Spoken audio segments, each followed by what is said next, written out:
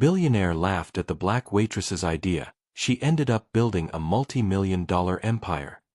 What if I told you that the most powerful moment in business history happened not in a boardroom, but at table 7 of a small diner in Memphis?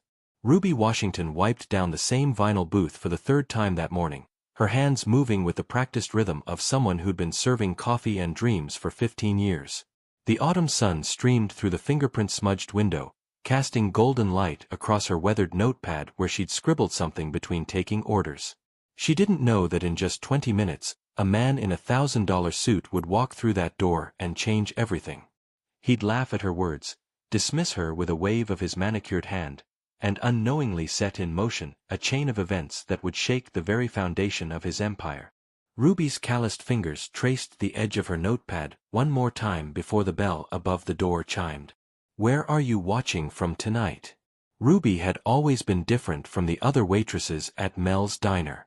While they chatted about weekend plans and celebrity gossip, she studied every customer who walked through the door. She noticed things others missed, how Mrs. Henderson from the flower shop always ordered decaf after 3 because regular coffee kept her awake, how the construction workers preferred their eggs over easy but never had time to sit down, how families with young children struggled to keep everyone happy with a limited kids menu. 4 months, she'd been filling that notepad with ideas, small observations that could make life better for the people she served every day. Her daughter Maria often found her at the kitchen table after her shifts, scribbling notes by lamplight. "Mama, you should be resting," Maria would say, but Ruby would just smile and keep writing. She was working on something bigger than just taking orders. She'd seen a gap in how restaurants served working families, busy parents, elderly customers who needed a little extra care. Ruby believed food could be more than just fuel. It could be comfort, community, and convenience all rolled into one. That Tuesday morning started like any other until the black sedan pulled up outside. Through the window, Ruby watched a tall man in an expensive suit check his gold watch twice before stepping out. Everything about him screamed money. From his polished shoes to the way he carried himself like he owned the world. He was Marcus Sterling, though Ruby didn't know it yet. She'd later learn he was worth more than the entire neighborhood where she'd grown up. He slid into table 7 and barely looked up when she approached with the coffee pot. "Just coffee, black. And make it quick," he said, already pulling out his phone. Ruby poured the coffee with steady hands, but something about his dismissive tone sparked something inside her. Maybe it was the way he treated her like she was invisible, or maybe it was 15 years of being overlooked, but when he mentioned he was looking for the next big food industry investment, Ruby found herself speaking up. "Actually, sir, I might have something that could interest you," Ruby said, her heart hammering against her ribs. Marcus looked up from his phone with the expression of someone who'd just been interrupted by a fly. She pressed on, opening her notepad to pages of carefully written observations and ideas. "I've been watching families struggle in restaurants for years. What if there was a place that understood what working people really needed?" Marcus set down his phone with an exaggerated sigh. "And what might that be?" His tone suggested he was humoring a child. Ruby's voice grew stronger as she shared her vision. Restaurants that offered meal prep services for busy families, senior-friendly portions and services, play areas designed by child development experts, and healthy options that didn't cost a fortune. She talked about drive-through family meals that could feed 4 people nutritiously for under $20, about partnerships with local farms, about hiring single mothers and providing childcare during shifts. For a moment, Marcus listened. Then something shifted in his expression, and he began to chuckle. The chuckle grew into a laugh that made other customers turn their heads. "Honey," he said, leaning back in the booth, "I appreciate the enthusiasm, but this is the big leagues. You're talking about revolutionizing an entire industry, and you're a..." He gestured at her uniform dismissively. "You serve coffee. I invest millions. There's a difference." Ruby felt heat rise in her cheeks, but she kept her voice steady. "With respect, Mr. Sterling. Marcus Sterling. Mr. Sterling, I serve 100 families a week. I know what they need because I listen to them. That's not something you can learn in a boardroom." Marcus pulled out a $50 bill and dropped it on the table. "Here's some advice, Ruby," he said, reading her name tag. "Dream smaller. Dreams like yours require capital you'll never see and connections you'll never have." He stood, straightened his tie, and walked out without looking back. If this moment touched your heart, please give the video a thumbs up. Ruby stood there holding her notepad, watching his sedan disappear into traffic, but something unexpected was happening inside her. Instead of defeat, she felt determination burning brighter than ever. That night, Ruby sat at her kitchen table staring at the $50 bill. It felt like blood money, payment for her humiliation. Maria found her there at midnight, tears streaming down her face for the first time in years. "Mama, what happened?" Ruby told her daughter everything, from her carefully planned presentation to Sterling's dismissive laughter. "Maybe he's right," Ruby whispered. "Maybe I'm just fooling myself." But Maria knelt beside her mother's chair and took her hands. "Mama, remember when Daddy left and everyone said we'd never make it? Remember when I wanted to quit school to work, and you said education was the one thing nobody could take away from me? You didn't let me give up then, and I won't let you give up now." The next morning, Ruby called in sick for the first time in 3 years.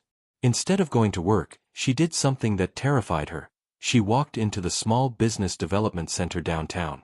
The counselor, Mrs. Patterson, was a kind woman in her 60s who listened carefully as Ruby shared her ideas. "These are brilliant," she said finally. "Have you thought about starting small?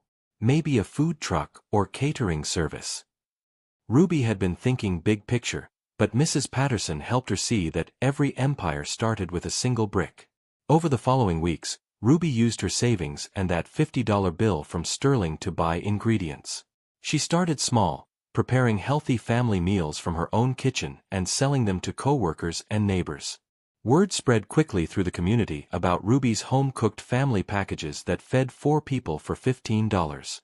The meals were exactly what she described to Sterling: nutritious, affordable, and designed with working families in mind. She included simple reheating instructions and even small toys for children. Within a month, she was getting orders from people 3 neighborhoods over. But success brought new challenges. The health department shut her down for operating without proper licensing. She needed commercial kitchen space, business permits, and insurance she couldn't afford. Standing in her empty kitchen, surrounded by cease and desist papers, Ruby felt the weight of Sterling's words pressing down on her. Have you ever faced something like this? Let us know in the comments. But sometimes, when we're at our lowest point, help comes from the most unexpected places. The phone rang, and Ruby's life was about to change again. The voice on the other end belonged to James Chen, owner of Chen's Catering Supply. "Ms. Washington, I've been hearing about your food all over town. My daughter bought one of your family meals last week and couldn't stop talking about it." James had been in the food business for 30 years and recognized something special when he saw it. He offered Ruby something that seemed impossible: use of his certified commercial kitchen during off-hours, help with licensing, and a small business loan at fair terms. "But why would you help me?" Ruby asked, hardly daring to believe it. James chuckled warmly. "Because 30 years ago, I was in your shoes. Someone gave me a chance when the banks wouldn't. This is me paying it forward." With James's help, Ruby officially launched Ruby's Family Kitchen, 6 months after Sterling's dismissal. She started with a small storefront that served as both restaurant and meal prep center. The concept was everything she described to Sterling: affordable family meals, senior-friendly options, play areas for children, and employment opportunities for single mothers with flexible scheduling and on-site childcare. The community response was overwhelming. Local news stations picked up the story of the waitress who turned her dreams into reality. The feature story caught the attention of a food industry magazine, which led to a small investor group offering to help Ruby expand. But the real validation came when Mrs. Henderson from the flower shop brought her entire extended family for Sunday dinner. As Ruby watched 3 generations sharing a meal she'd prepared, she felt something Sterling would never understand: the deep satisfaction of serving not just food, but hope. Within 18 months, Ruby had opened 3 locations across Memphis. Each restaurant employed 12 to 15 people, most of them single mothers from the community. The business was generating over $1 million in annual revenue, but more importantly, it was changing lives. One evening, as Ruby reviewed the day's receipts, Maria burst through the office door holding a newspaper. "Mama, you need to see this." The business section headline read, "Sterling Industries reports massive losses as local restaurant chain challenges industry giants." If you've been enjoying this story, subscribe to our channel for more heartwarming tales. Ruby smiled as she read the article. Sometimes the best revenge is simply living well, but she had a feeling this story wasn't quite finished yet. 2 years after that humiliating morning at Table 7, Ruby was reviewing expansion plans for Ruby's Family Kitchen's 10th location when her assistant knocked on her office door. "Ms. Washington, there's a gentleman here to see you. He says his name is Marcus Sterling." Ruby's heart skipped, but she nodded. "Send him in." Sterling looked different than she remembered. His expensive suit was still impeccable, but something in his posture had changed. He stood awkwardly in her office doorway, holding his hat in his hands like a schoolboy. "Ms. Washington, I owe you an apology." Ruby gestured to the chair across from her desk. "Please, sit down." "I've been following your success in the business journals," he began. "Ruby's Family Kitchen has done something I thought was impossible. You've created a profitable business model that actually serves working families. My analysts estimate you'll be worth $50 million within 5 years." Ruby nodded quietly, letting him continue. "I came here because I wanted to offer my investment services, but also because I needed to tell you something." Sterling's voice dropped. "That day in the diner, I wasn't just wrong about your business idea. I was wrong about you. I let my prejudices cloud my judgment, and I dismissed brilliance because it came from someone I thought I was better than."